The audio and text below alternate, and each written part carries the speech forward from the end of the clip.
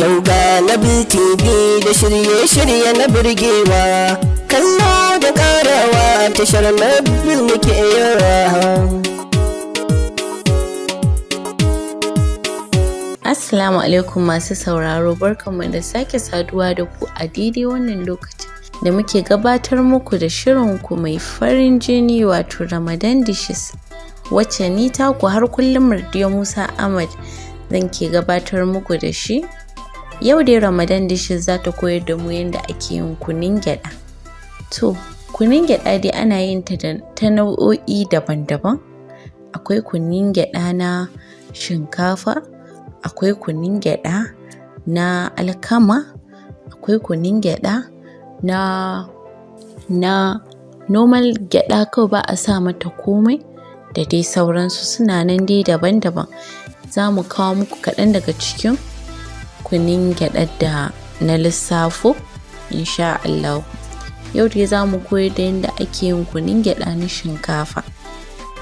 Abubuwan da ake bukata yayin yin kunun gyadan shinkafa shine zaki tanadi gyadarki na miya, sai shinkafa na tuwo ko na dafawa duk wanda ta sawwaka, sai siga.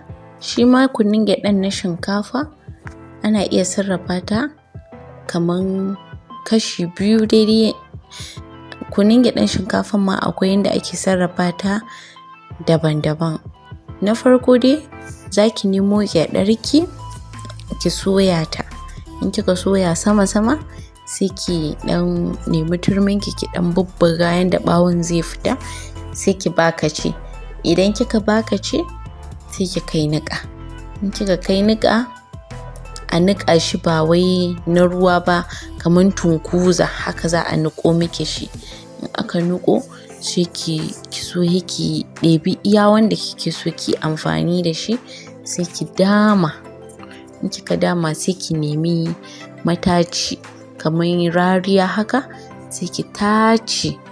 Idan zaki sa ruwa ne ki dama daidai kwantitin abin da kike so, yawan kunun gyadar da kike so, sai ki tace. Idan kika tace gyadar tukar sai ki zubda.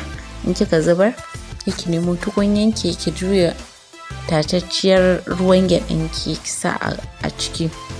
Ki nemo shinkafan tuwonki ko na gida sai ki wanke. In kika wanke ki watsa a ciki sai ki rufe. Ki zama fa kina kusa da tukunyarki, saboda gyada tana da bori akan wuta, za ta iya zuba har ta kashe miki wutar.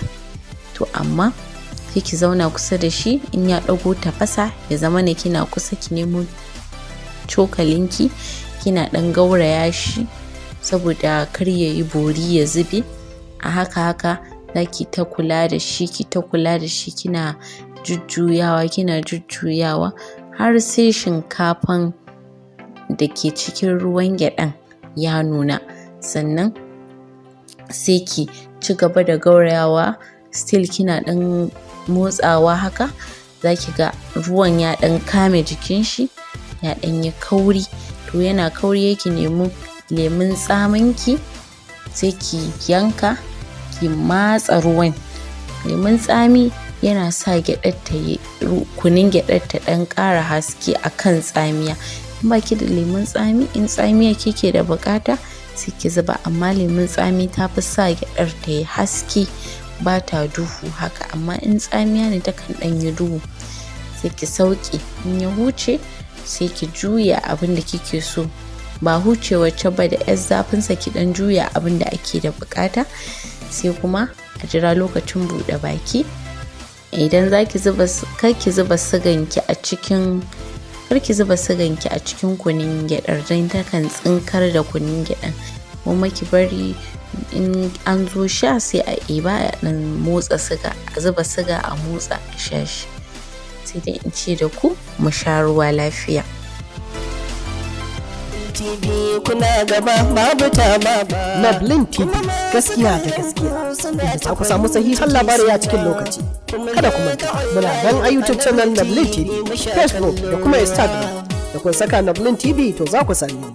Ko kuma ku ziyarci shafinmu na intanet akan nobletv.com. a sha kallo lafiya. Yan kasuwa kuma ku kawo tallaba haufi. Duka anan za mu tsaya a cikin shirin namu na yau, sai in mai kowa mai komai ya kai mu za mu kawo muku wata sabuwar shiri. Ni Mardiya Musa Ahmad nake ce da ku mu huta lafiya.